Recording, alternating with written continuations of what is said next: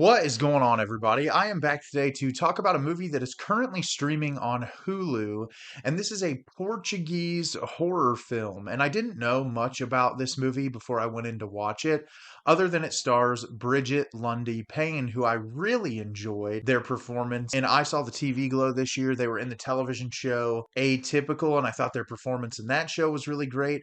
So I checked it out for that reason, and I also had read a couple of reviews prior to it, and the subject matter sounded really interesting. I was looking for a newer released horror movie to check out, and the movie I'm going to be discussing with you today is Amelia's Children. Amelia's Children is directed by Gabriel Abrantes. When Edward's search for his biological family leaves him and his girlfriend Riley to the magnificent villa high in the mountains of northern Portugal, he is full of excitement at meeting his long-lost mother and twin brother. Finally, he will discover who he is and where he comes from, but nothing is as it seems, and Edward will soon learn that he is linked to them by a monstrous secret. So, as I said, I was really excited to check this out, mostly because I really like Brigette Lundy-Paine and was looking forward to seeing their performance. And this movie definitely has its entertaining moments, but it's a hot mess. The movie is not great as a whole. It's almost like I respect little parts of the movie and things that the director was going for more than I do as an entire film.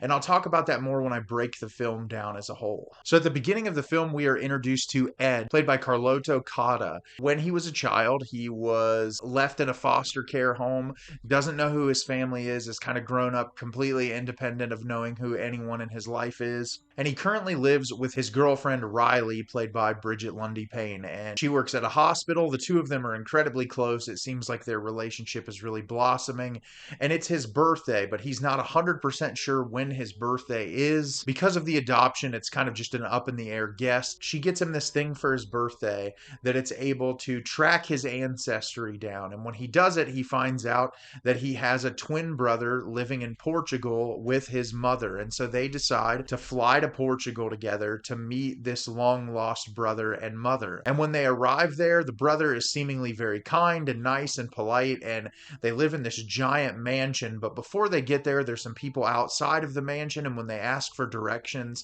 they're very off put by it, and they say some things and tell them, "Get out of here, we don't want to talk to you anymore." And so they get there, are introduced to the brother, and they finally meet the mother, who seems to be incredibly deformed through all these plastic surgeries. Her face is just completely botched, and Ed is kind of put off by her at first, but he's also trying to make it work because this is his family. And as the film progresses, we start to learn little bits and pieces of information about the family, that not all of what we are seeing is actually what it seems, and there's something much more sinister going on under the surface. So as I said, this movie is definitely entertaining. It has its fun moments, but it's incredibly flawed, and it doesn't really work for me as a whole. For starters, I want to talk about the positives. Brigette Lundy-Paine carries this entire movie. Their performance in this movie is phenomenal.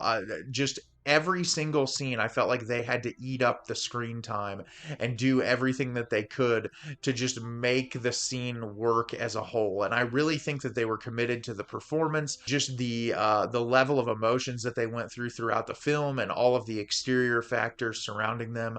I was really appreciative of their performance and the level of effort put into it, especially because I feel like the other performances in this movie are not nearly as good, which is unfortunate to say. But Bridget's character is really what kept me glued to the screen. There were some scenes in this movie that I felt like were very effective at creating a really eerie ambiance and a creepy atmosphere, and I was interested as to what was going to happen next. I also feel like this movie dives into some schlocky territory, gets a little campy in moments, and when it didn't take itself too seriously, there were a couple of times that I was like, oh, they're intentionally trying to be goofy here, and I appreciated those moments. But that's most of the positives I have for the movie.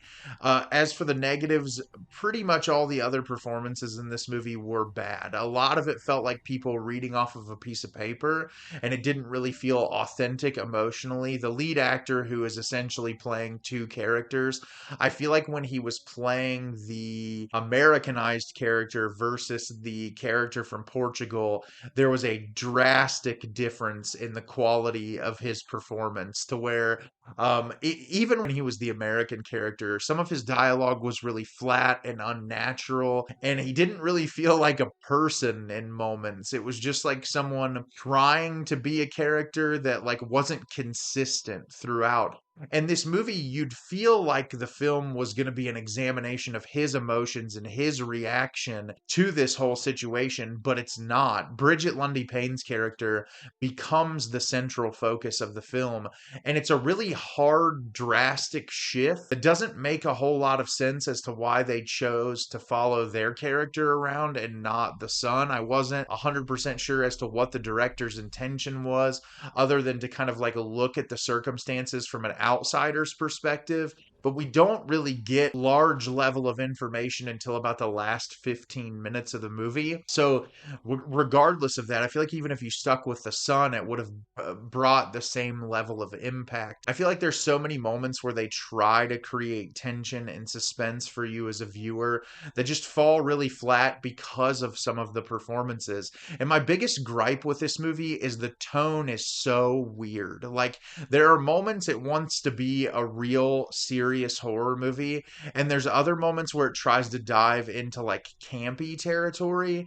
And some of the campy moments work, but some of them are just so jarring and really ridiculous to where you're sitting there like, okay, what was the director thinking? Like, what was the reasoning for taking this really jarring, drastic shift in another direction when, you know, you can add comedic levity into a horror film, but like some of the moments, like the Portuguese brother is like singing opera in random moments. The mother is, they're clearly trying to make her like unsettling and strange through her appearance and her mannerisms and her dialogue, but like some of the moments it's like too campy. It's like too ridiculous to where you kind of lose the seriousness of the horror movie. And like I get it if you're trying to play like straight like 80s schlock horror homage, but it didn't feel like that either. So it was just, as a viewer, it was relatively confusing. And then in the third act, they introduced this whole like shock value thing, but it's so incredibly predictable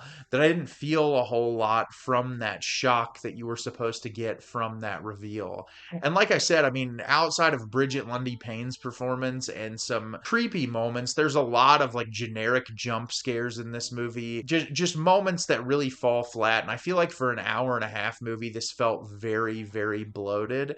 And like I said, there's some entertaining moments, but I probably wouldn't recommend that you go run and watch this immediately. So have you seen Amelia's Children? Did you love it? Did you hate it? Leave me a comment down below and let me know what you thought. I thought this movie had its entertaining moments, but was not great as a whole. I was relatively disappointed by the movie. As always, if you can like the video and subscribe to the channel, helps me out a lot and lets me know the type of content you're looking for. I'm always putting out new material and look forward to getting more out for you in the near future. And as always, everyone, thank you so much for watching and have a great rest of your day.